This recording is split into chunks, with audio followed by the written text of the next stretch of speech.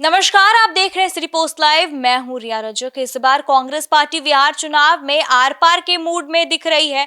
राहुल गांधी की वोट अधिकार यात्रा के बाद कांग्रेस पार्टी का उत्साह और बढ़ गया है। कांग्रेस पार्टी अपनी स्थिति मजबूत करने के लिए अब राहुल गांधी, प्रियंका गांधी और राष्ट्रीय अध्यक्ष मल्लिकार्जुन खड़गे के बिहार दौरे की योजना बना रही है। प्रदेश कांग्रेस के नेताओं को सभाओं और दौरों का पूरा प्लान तैयार करने का निर्देश दिया गया है। क्या ये पूरा मामला, इस पे पूरी जानकारी देने के लिए हमारी सहयोगी मुस्कान मौजूद है। मुस्कान, बताइए कि राहुल गांधी की यात्रा के बाद अब सुनने में आ रहा है कि प्रियंका गांधी भी बिहार का दौरा करेंगी।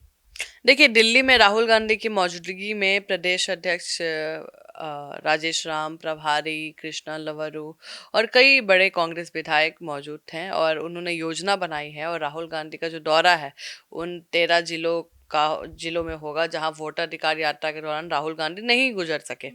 राहुल, प्रियंका और खड़गे के दौरे में सभाओं के साथ बैठक, रोड शो का भी प्लान बनाया जा रहा है।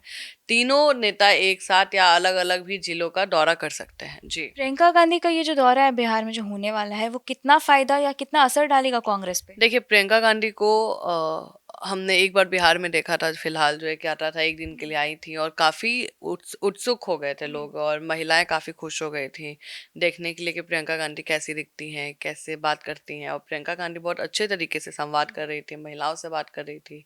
और जो तरीका है प्रियंका गांधी का, वो कहीं ना कहीं एक वुमेन कार्ड ज़रूर खेल देगा। महिलाओं का वोट बैंक साधने में काम आएगा प्रियंका गांधी का, क्योंकि कोई फीमेल फेस नहीं है। राजद में आप देखिए, कोई फीमेल फेस नहीं है।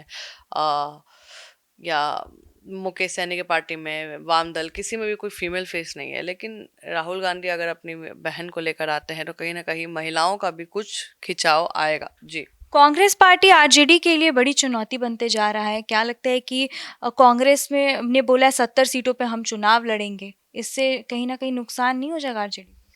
देखिए, कांग्रेस से समझौता करने के लिए तैयार नहीं है और 70 सीट जो मांग रही है उससे ना ऊपर ना उससे नीचे। ऊपर आप देना चाहे तो दे सकते हैं, नीचे तो नहीं जाएगी। और तेजस्वी यादव कहाँ से उतनी सीटें देंगे? अगर हाँ वो 70 सीटें दे देते हैं मान लीजिए कांग्रेस को, तो खुद क्या 100 सीटों पे लड़ेंगे? नहीं लड़ सकते ऐसा।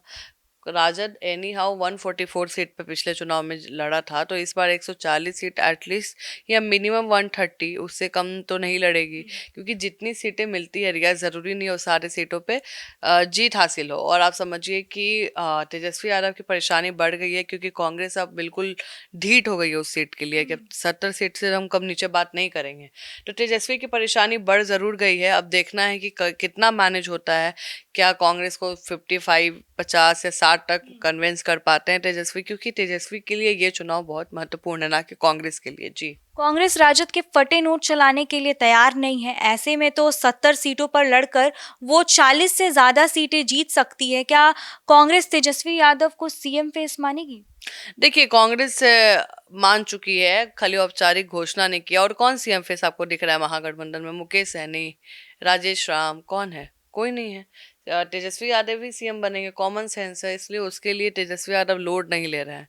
उसके लिए कोई चिंता की बात नहीं। और बात रहा सीट का, तो आप ये समझिए कि जो 70 सीटें हैं, कांग्रेस ने, सही बात है, ये कहा है कि हम फटे नोट नहीं चलाएंगे। क्योंकि आपको बता दें, पिछले जितने भी चुनाव हुए हैं रिया, उसमें 30 से 35 ऐसी सीटें दी गई हैं कांग्रेस को जिसपे वो खुद नहीं जीत सकते हैं। महागठबंधन का कोई दल नहीं जीत सकता है, वैसी सीटें दी गई हैं, क्योंकि वहां पे बीजेपी का गढ़ है, एनडीए का गढ़ है।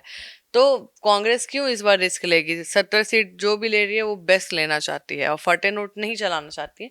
लेकिन आप बता रहे फटे नोट तो सबको कुछ ना कुछ तो चलाने होंगे। लेकिन कांग्रेस इस बार मेक श्योर करेगी कि ज्यादा फटे नोट राजद ही चलाए, जो बड़ा दल है।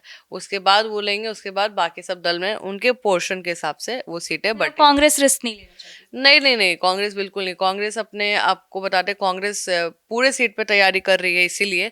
और जो 70 सीटें उनकी जो सबसे ज़्यादा मजबूत है वही वो लेना चाहती हैं। लेकिन आपको बताते कई ऐसी सीटें हैं, आप मान के चलिए, जो कांग्रेस ने निशाना बनाया है वामदल की सीटों पर। वामदल के वहाँ पे सिटिंग विधायक भी हैं। तो वामदल की भी लड़ाई चल रही है कांग्रेस से सीट को लेकर। वामदल बोल रही है कि भाई हम अपनी सीटें क्यों देंगे, हम, हमारा विधायक है वहाँ से, हम क्यों दें?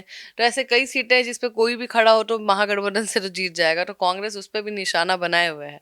अब देखना है कि कांग्रेस कैसे वो 70 सीटें ले पाती है और फटे नोट कितने लेती है। जी, तो जैसा कि आप सुन रहे थे हमारे डिबेट को कि प्रियंका गांधी आने वाले दिनों में बिहार का दौरा कर सकती हैं। अब देखना होगा कि जिस तरीके से पिछला वोट अधिकार यात्रा में राहुल गांधी ने लोग जुटाए थे अपने यात्रा में, क्या वही उत्साह और वही उल्लास दिखेगा जनता के चेहरे पे, वो तो देखने वाली बात होगी। तो फिलहाल इस डिबेट में इतना ही। बने रहिए हमारे साथ, देखते रहिए सिटी पोस्ट लाइव। तब तक के लिए धन्यवाद।